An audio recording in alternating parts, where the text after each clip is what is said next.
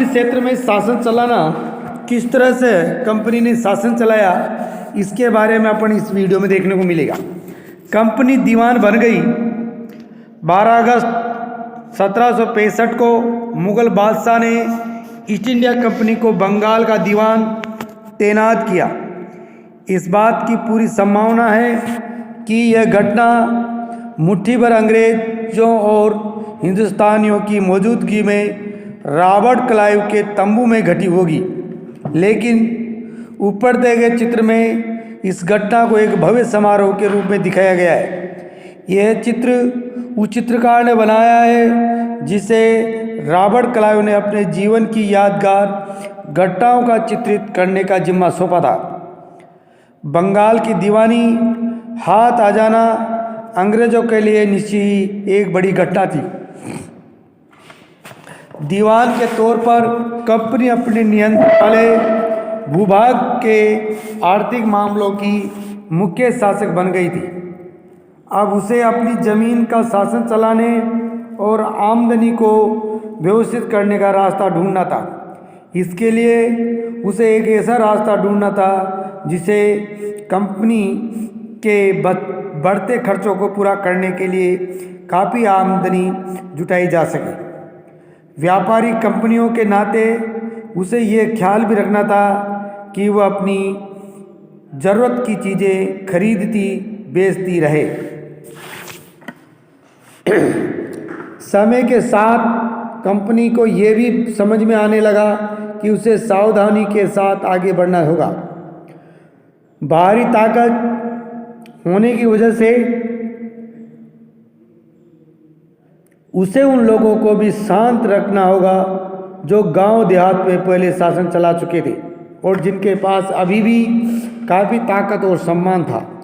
ऐसे जो लोग स्थानीय सत्ता में रह चुके थे उन्हें नियंत्रित करना तो जरूरी था, लेकिन उन्हें खत्म नहीं किया जा सकता था।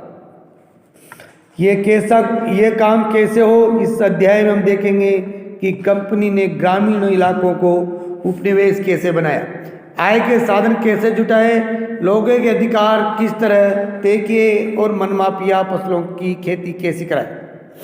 कंपनी की आमदनी, अगला बिंदु है अपना कंपनी की आमदनी। कंपनी दीवान तो बन गई थी, लेकिन अभी भी खुद को एक व्यापारी ही मानती थी। कंपनी भारी भरकम लगान तो चाहती थी, लेकिन उसके आकलन और वसूली की कोई नियमित व्यवस्था करने की हिचकिचाहट रही थी। उसकी कोशिश यह थी कि वह ज़्यादा से ज़्यादा राजस्व हासिल करे और कम से कम कीमत पर बढ़िया सूती और रेशमी कपड़ा खरीदे। इस कारण 5 साल के भीतर बंगाल में कंपनी द्वारा खरीदी जाने वाली चीज़ों का मूल्य दोगुना हो चुका था। 1865 से पहले कंपनी ब्रिटेन से सोने और चांदी का आयात करती थी और इन चीज़ों के बदले सामान खरीदती थी। अब बंगाल में इकट्ठा होने वाला पैसा से ही निर्यात किए जाने वाली चीज़ें खरीदी जा सकती थी। जल्दी ही ये जाहिर हो गया कि बंगाल की अर्थव्यवस्था एक गहरे संकट में फंसती जा रही है। कारीगर गांव छोड़कर भाग रहे थे क्योंकि उन्हें बहुत कम कीमत पर अपनी चीज़ें कंपनी को जबरन बेचनी पड़ती थी। किसान अपना लागत नहीं चुका पा रहे थे, कारीगरों का उत्पादन गिर गया था और खेती चौपट होने की दिशा में बढ़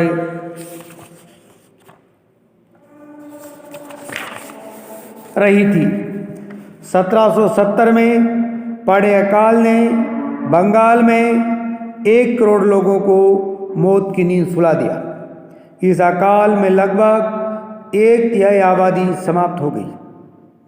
खेती में सुधार की जरूरत। अगर अर्थव्यवस्था संकट में थी तो क्या कंपनी अपने राजस्व आय के बारे में आश्वस्त कर रही थी कि कंपनी ज़्यादातर अफसरों को यह लगने लगा कि ज़मीन में निवेश करना और खेती में सुधार लाना जरूरी है। ये काम किस तरह किया जा सकता था, इस सवाल पर 2 दशकों तक बहस चली। आखिरकार कंपनी ने 1793 में स्थायी बंदोबस्त लागू किया। इस बंदोबस्त की शर्तों के हिसाब से राजाओं और तालुकादारों और जमींदारों के रूप में मान्यता दी गई। उन्हें किसानों से लगान वसूलने और कंपनी को राजस्व चुकाने का जिम्मा सौंपा गया।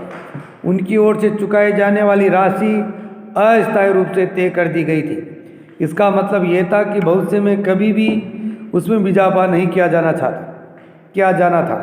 अंग्रेज़ों को लगता था कि इससे उन्हें नियमित रूप से राजस्व मिलता रहेगा और जमींदारों को ज़मीन में सुधार के लिए खर्च करने का प्रोत्साहन मिलेगा। उन्हें लगता था कि क्योंकि राज्य की ओर से राजस्व मांग बढ़ने वाली नहीं थी, इसलिए जमींदार बढ़ते उत्पादन से फायदा में रहेंगे। अब इसमें समस्या, मगर स्थायी बंदोबस्त ने भी समस्या पैदा कर दी थी कि कंपनी के अफसरों ने पाया कि अभी भी जमींदार जमीन में सुधार के लिए खर्च नहीं कर रहे थे। असल में कंपनी ने जो राजस्व तय किया था वो इतना ज़्यादा था कि उसको चुकाने में जमींदारों को भारी परेशानी हो रही थी। जो जमींदार राजस्व चुकाने में विफल हो जाता था तो उसकी जमींदारी छीन ली जाती थी। बहुत सारी जमींदारियों को कंपनी बाकायदा नीलाम कर चुकी थी। 19वीं सदी के पहले दशक तक हालात बदल चुके थे। बाजार में कीमतें बढ़ी और धीरे धीरे खेती का विस्तार होने लगा। इससे जमींदारों की आमदनी में तो सुधार आया, लेकिन कंपनी को कोई फायदा नहीं हुआ, क्योंकि कंपनी तो हमेशा के लिए राजस्व तय कर चुकी थी। अब वो राजस्व में वृद्धि नहीं कर सकती थी, लेकिन जमींदारों को अभी भी जमीन की बेहतरी में कोई दिलचस्पी नहीं थी। उनमें से कुछ तो बंदोबस्तों के शुरुआती सालों में ही अपनी ज़मीन गंवा चुके थे।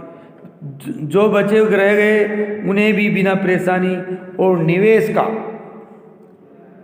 खतरा उठाए आमदनी की उम्मीद दिखाई दे रही थी। जब तक जमींदार किसानों को ज़मीन देकर उनसे लगान वसूल करते, उन्हें ज़मीन में सुधार की परवाह नहीं थी।